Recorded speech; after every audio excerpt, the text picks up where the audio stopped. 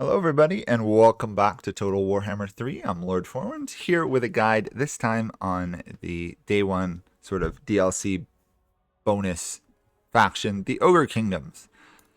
The Ogres are a interesting race. They play the most similar in my opinion to the Total Warhammer 2 and Total Warhammer 1 factions. I honestly like them way more than I thought I did, so it is really worth a try in playing them for yourself. They use camps to construct buildings and recruit units from them. Camps are extraordinarily important. We'll go into that. You have meat. Each army is sustained by meat. If you don't have meat, your army starts to suffer attrition. You can spend meat at the beginning of battles to get your army stronger, similar how to the Skaven in Total Warhammer 2 could spend food to be able to summon more Skaven units. You don't summon more units, but you strengthen your existing ones, and you also have the ability to take contracts from factions and get higher ratings, higher relations with them, and money. I didn't find it amazingly useful myself. The other neat thing about the ogres is that you have two different legendary lords. Grecius Goldtooth, who starts in the lower right part of the map. The only other one who starts near there is Kislev's Boris, which you have to unlock. He's more down here. Otherwise, none of the other factions really ever go over here, so this is kind of nice. You get to play in a different area. Sadly, you're kind of far away from the other major factions, so the odds of you fighting them are low. This guy is really grossly obese. His bonuses, he has better relations with other ogres, income from trades up, unit mass is up, basically how much, when a unit charges into the other, how much of a knockback and stuff does it have. His is larger, because his units in him are fat. He also gets bonus income from raiding. Iron Guts units are cheaper for him to upkeep, and he gets more bonuses from looting and sacking settlements. The other one is Scrog the Slaughterer, the Butcher, Disciple of the Maw. He starts in again, another kind of interesting position. He starts in the bottom left of the map, which means you're going to be mainly fighting the Empire early on. His bonuses are movement range up, capacity for butchers, and the recruitment rank for butchers are up. Casualty replenishment rate for gorgers is up, as well as upkeep for them. So as you can imagine, his whole thing is having butchers, having gorger units. So let's jump into the starting positions. We'll go for Grecius Goldtooth first, followed later on by Scrog the Slaughterer. Okay, here we are. Grecius Goldtooth start. You're over here. You got the Great Hall of Grecius. You'll notice something interesting in that even though this is the capital settlement, you only have access to 4 buildings. That's because the ogres do not have access to settlements with more than 4 buildings. Even if you were to take a settlement with 8 building slots, it would go down to 4 when you capture it. That's because the ogres can't recruit high level stuff. They can never go above level 3 in them, which is a little bit frustrating. We'll note this specific settlement has access to Goldtooth's Tollgate that gives you a ton of income and income from trade boosted again. It does ruin relationships with the ogres a little bit, but not massively. It's really nice because it stacks with your existing bonuses from trade, and the ogres will still like you a little bit more. Definitely build that when you get the chance. So Grecius' start over here. You're fighting faction over here and the same faction up here, which means you're kind of going to run down here, stop, run back, and take him out as well. Be aware that you've got a lot of these uninhabited settlements. Some of them through here are owned by Skaven, so just be aware it's not a simple matter of marching in them. This guy, you're going to have a fair amount of war to expand. Also, you have the dwarves, and the dwarves don't like you. If there's any faction that's likely to fight dwarves in this game, it's usually the ogres. So enjoy that. Ogres have a interesting combination of units. You have your actual ogre units, which are usually like 16 to 24 units in entities in a unit. And then you have these really cheap one Noblars, which I don't entirely know what they are really supposed to be. In my mind, they're kind of like goblins that have been forced to work for the ogres. They're, think Bretonnian peasant units if you played Total Warhammer 2. They're a little bit better than that, but they're expendable, meat shield, and they tend to run away a lot. Their job is to hold down the enemy so that your ogres can come and hit them from the side with a charge. When charging against brace charge defenders, this unit only loses half of its charge bonus. Again, it's very powerful. They cause fear. They're wall breakers. They can destroy walls and siege attackers. They're very useful and powerful ones. Here you go, and you can see what their mass size is. Remember that Grecius gives a bonus towards them. It's important to note that because you get a bonus towards it. Your job for the ogres is usually just to charge into the enemies and kill them. The Noblars here are really designed so that your very low amount of ogre units don't get overwhelmed. In my opinion, I found the ogres are just really, really, really strong. It honestly, playing the ogres felt like easy mode in this game. It's very easy to complete the missions with them. They have a small, powerful army of ogres that can take on almost any of the challenges. They even, and it's very nicely, they have, we're not going to see it here, some of their heroes have replenishment rate bonuses, so you can have some amazing replenishment bonuses on your armies, which does help with you completing the Souls Hunt and other stuff. In terms of their, actually, well, that's about it to say specifically about Grecius. You have what's known as the Great Maw up here. We can't really see it at the moment. It's basically a giant mouth, supposedly called by a meteorite, and that's what the ogres worship. You have the ability to send food to the Great Maw for bonuses. Melee attack, campaign movement, global recruitment, or winds of magic. I tended to use the melee attack bonus. It makes your already strong ogres even more powerful, or the movement range if I needed to cover ground quickly. Outside of that, this is very subjective. Use it if you're in far and foreign territory, say completing a contract. You can use it. Oh, there's a picture of them all. It's kind of disturbing to look at, isn't it? And magic, obviously, if you're using magic, you can do that. So that's it for Grecius. Let's jump over to the other one, the other lord, where I have a better save file than what I had for Grecius. I basically didn't expand in my Grecius game that much. I just completed Souls. So we'll jump to that, and I'll see you then. Okay, here we are. Scrag the Slaughterer. Starts right over here, Gristle Valley, right next to Altdorf, very interestingly. Actually, conquering Altdorf should be one of your main starting things to do once you deal with the dwarves you're at war with. Remember I said the ogres are likely to be fighting the dwarves? Well, you actually start at war with one and you're designed to fight them. Thankfully, the ogres tend to be actually really good against fighting the dwarves. It's just kind of neat. This guy has his settlement of Gristle Valley. You have a unique building there. Gorger Hunt makes Gorgers cheaper to recruit faction-wide and allows them to recruit them at a higher level. Definitely get it when you build it, because if you remember, the Lord has specific bonuses towards Gorgers. Here are Gorgers. As you'll see, they have stock, anti-infantry. They're pretty powerful, these things. They're one of the better ogre units. They hit hard, they hit fast. They're really hard to see for the enemy, and they're unbreakable, which is always a solid thing, unlike the other ogre units.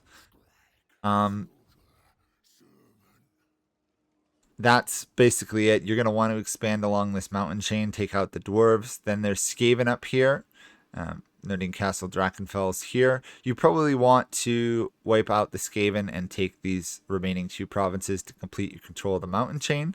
Remember, you're fighting, if you expand out of that, you'll be fighting the Empire, and the Empire does not have access to like the Underway or teleport spells, so they have to march into this area. So if you put a strong garrison and units in the 2 settlements at the end, they don't tend to be able to invade that well, leaving these other ones to be money makers. Not that making money with this faction comes from your main settlements. So if we look at the buildings here, we'll get into camp buildings later. You have if you have any landmarks, you have any resources you may have. Then you have your basic military. This unlocks your basically ogre bulls finished with iron guts. Then you have your slightly more advanced military, even though it's under basic, where you get saber tusk, which is like saber tooth cat attack things. Think warhounds and others, fast moving, hard hitting unit. Then at the end you have your gorgers and recruitment for hunters. You have your garrison buildings, which is these are pretty solid garrisons because ogres are strong. You also have another garrison building here, which gives you a little bit more, but it gives you defensive supplies while under siege and growth. It's a little odd that you have two garrison buildings. This one also reduces corruption. You build both of these two in one of the ending of the mountain chain settlements. The AI is really never going to take it.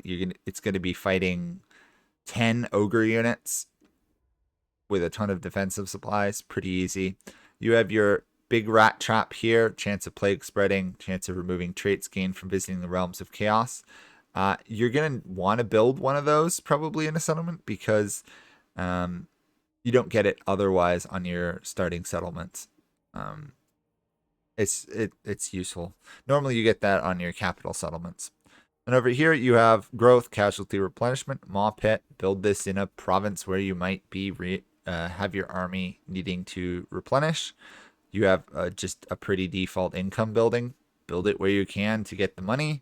Over here, you've got an interesting one that hurts your income. So don't build it in provinces where you're building your income ones. Build it in other provinces. Gives you plus 20 meat, which is important because that will upkeep a full army usually later on, which the army won't be able to be sustained otherwise. And then you have control and corruption. This might be the best anti-corruption building in the game right now. Gives you control and gives you corruption. You build one or two of these in your province, you're pretty much set for the whole game, so long as you don't leave rifts sitting in your lands for ages. Theoretically, if you stuck it in all 3 or 4 settlements in an area, you could survive rifts. This is really powerful. The ogres are extraordinarily strong. So let's jump slightly further ahead in time to a save file with these guys. You can see how powerful they are. And then we'll get into camps and techs and contracts. Okay, here we are, 46 turns into it. You'll notice I've expanded. You'll also notice that I took Altdorf and wiped out Karl Franz. It was extraordinarily easy. I wandered 2 armies up and I took them out. So let's hit upon food and then we'll go over camps and stuff. So up here, you've got an army. You'll see your gold upkeep. Ogres have a meat consumption upkeep. And down here in the bottom left, you will see your food, your upkeep cost, and how you're gaining it. Building buildings and stuff or fighting battles are going to be the big way of getting it. Camps are important because they provide stuff as well. Actually, we don't have enough money to deploy a camp here. This would be a good spot for a camp, and we'll get into why. As you can see, my army here didn't change that much. I just added more of what I started with. I haven't lost any units, basically. I did add a butcher, which is a spellcaster, even though it sounds otherwise, but definitely snag the replenished troops. 9% is huge, especially on single entity units. And they have the standard beast spell here because this is a butcher of the beasts. You have hunters here. You have more butchers and you have fire bellies that actually I can't recruit them there. Maybe I can recruit them here. Oh, I guess I didn't have the ability to recruit them at this point. The ogre hero units are all pretty good at combat. Got a handful of spells, you get some buffs. They're really solid. You're going to struggle to find really bad ogre units. They're pretty good. They're really good at auto-resolve, I found. They're pretty even good when you fight battles. So let's talk camps. So this is a camp here. It deploys a name based off the region it's in. So if you were to stick it up here in Altdorf, it would call it the Altdorf camp. You'll notice it has a ton of building slots, and it can be built up to level 5. This is your main settlements. basically, if it makes sense. You don't make any money from them. In fact, they have an upkeep because they have a garrison army. Come on, let me actually select the army here. No, it's not giving me the option at the moment. This is where you can recruit lords and heroes from them. They give you... Well, they basically give you upkeep, reduction, growth, and income from non-camp buildings, as well as local recruitment capacity. They have the ability to get to level 5, which means you can have access to basically all the good ogre buildings, including their advanced military, where they get their really powerful units. And their basically artillery units. You can get catapults, you can get gunners, you can just get cav. If you play Total Warhammer 2, you'll recognize some of these man-eaters with pistols, great weapons, Mornfang cavalry, etc. They're your elite units, so you definitely want to get a camp set up somewhere early on that you're going to be fighting battles or have your armies around, and basically make it so that it will get attacked, so hide it behind a settlement or nearby, and then basically build it up as fast as you can to get to the higher level units. So these are all solid units. These are your cav. I recommend getting it when you can. They're pretty useful. They're not the greatest cavalry in the world, but they do hit hard, and they're anti-large. Got some of these interesting ones. You got Iron Fists, which are like used to parry blows and block missiles. It's just kind of interesting because it doesn't actually really give you a good description on what it does. But it's there. You also get a camp plot. These are all your defense buildings. They don't have a garrison building because they have they actually have a garrison army, basically. Casualty replenishment in areas. Gluttony as an ability is very interesting to use. Basically, the ogres move through lands, deploy camps, and then fight around the camps, conquer the area, and then move on and deploy another camp, conquer an area, move on. However, you are limited in the numbers of camps, so make sure you put them down properly. But if you do, you get a massive casualty replenishment rate. Gluttony. Over here, you get an upkeep for all the units in your camp. Your garrison army is cheaper. You get more income from post-battle loot. Again, the ogres are kind of raiders and pillagers. This helps with that. Further over here, you get a massive amount of income and increased ward from contracts. We'll go into contracts. It's not massive. Then you get a feast table, which just generates meat. So any army in that area will get meat faster. It's important because if you run out of meat, your armies will suffer attrition. Therefore, once you start to get low on meat, you should flee back in the circle of a camp. From your passive gain of meat plus one of these, and any other buildings or stuff you may have in the area, your army can stock up on like 300 meat or so, and then it's good for 10 or so turns of campaigning before it has to come back and rebuild again. So very cycle-based, charge out, conquer stuff, come back, regroup, go out again. Over here, you've got your meat gain from battles in the area. This is very powerful if you've got several enemy cities around you that you're fighting or you're on the defense. Also gives you army capacity for butchers and leadership for your own armies when your own territories, if they're in the circle of influence. Again, this is almost more of a defensive one. Gives you meat from defensive battles and makes your units really hard to rout. And then finally over here, you just have growth and recruitment. Definitely throw this down pretty early on because the additional recruitment capacity is great. Otherwise, you'll be training armies a lot slower. Plus, it speeds up how fast they grow. It is important to note, though, they do not have an anti-corruption building here because camps don't have to deal with they don't have to deal with public order in the actual camp. They only have to deal with it in their settlements, which is quite interesting. Now, I'm a little bit frustrated that's not actually letting me select the army here. But if you click down here, there's a recruit army, which is a little odd spot for it to be. But this is where you can raise troops. You can raise them from both the region or the camp. As you can see, there are quite a few options for the ogres, and they're all very powerful. There's those lovely level 5 gorgers that you can get. Very powerful. And the radius of influence is hard to see, but it's this dotted yellow line. So as you can see, it actually goes over mountain ranges, and other terrain features, which means while I'm campaigning up here, which I just started, if I threw a camp down, say here, its reach might extend really far up here, but it would not be vulnerable to attack because they'd have to cross the river and stuff to get to my camp. And then obviously defeat the garrison army. And it's a pretty cheap garrison army comparable to other stuff. The fact that you can build income buildings in your camps to get 1,000 gold, and then with the reduction on the upkeep, you can almost keep a full army in a camp and have it paid for by the camp. Just be aware then that you don't have that money to build for actually attacking armies. You'll be kind of stuck defending the camp. That's just how it goes. And that's it for them. These contracts are kind of like if you played Total War 3 Kingdoms, you'll know that the bandits and Lubu had access to the contracts. Think of this as a heavily nerfed and bad version of that. You really don't want to do the contracts right now. You can if you want to build relations with people, but they're usually halfway across the map, and the reward is like 4,000 gold. It's not really worth taking it, sending an army all the way over just to get a small amount of cash. You could theoretically start taking them in an area if one of the factions is winning and you want to be neutral or get military access through them. But why would you bother? You can just conquer them. The ogres are quite capable of conquering people.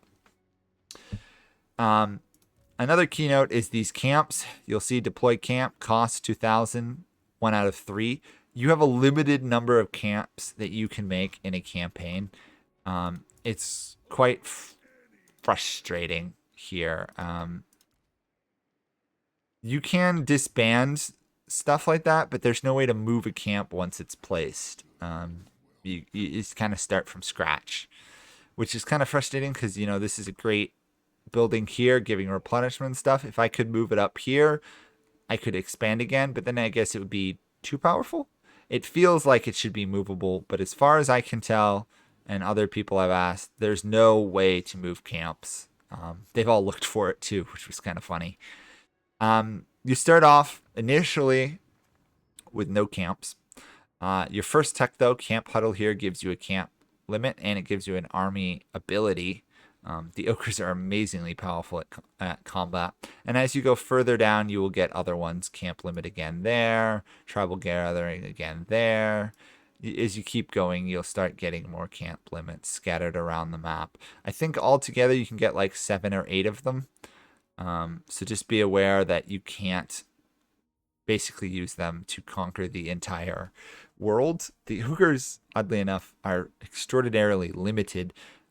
Really, if you wanted to be ideal and try and conquer as much of the world as you can, you almost would have to put a camp every like 8 or so force march turns between them, so that your army would replenish at 1, march 7 or 8 turns, force march, and then get in range of another camp just before it starts running out of food. But it would be pretty complex, and you'd have to figure out the ideal spots in the world. I'm sure somebody out there will eventually figure out where the best spots are to put the camps for a map conquest. I don't know it. In terms of tech, though, your top line here is kind of interesting because it supports like rating, cav, growth, and stuff. I tended to focus mainly on the bottom line. It just was a better line, in my opinion. Some important points to note are all the techs that give you camp limits and that give you army abilities. This is a pretty powerful one in the sense that it heals you, and it's an army ability, so you can kind of use it on your entire army and replenish your troops. It does not revive dead ones, though, so just be aware that if a entity within a unit dies, you won't be able to heal that back. But if you use it before you start losing entities but have taken damage, it's really useful. Down here, Whetstones is great. Boosts your melee attack on Ogre Bulls, which are probably going to be the main unit you use early on. Over here, Butcher's Spice gives you casualty replenishment. Again, strong. Bigger Spit gives you control. Protection Racket here is good. Income from buildings. At this point in this campaign, I didn't take it because I wanted to get another camp limit. Camp growth here. Relations with ogres. If you play as this faction, you're so far away from the ogres, I wouldn't bother. If you play as Grease's Goldtooth, definitely grab that tech because you're surrounded by ogres. As you can see up here, camp growth in enemy territory, it's nice, but you usually want to conquer the regions your camp's in, so it's less than useful there. Also, reduce control in enemy provinces, make them less stable. More income from looting and raising. I never struggled that hard with income for this faction. They're pretty good at it. You can get more money from contracts. It's so low, I didn't find it helped more. Recruit rank for trappers, speed for nobblers. You really don't need nobblers any stronger.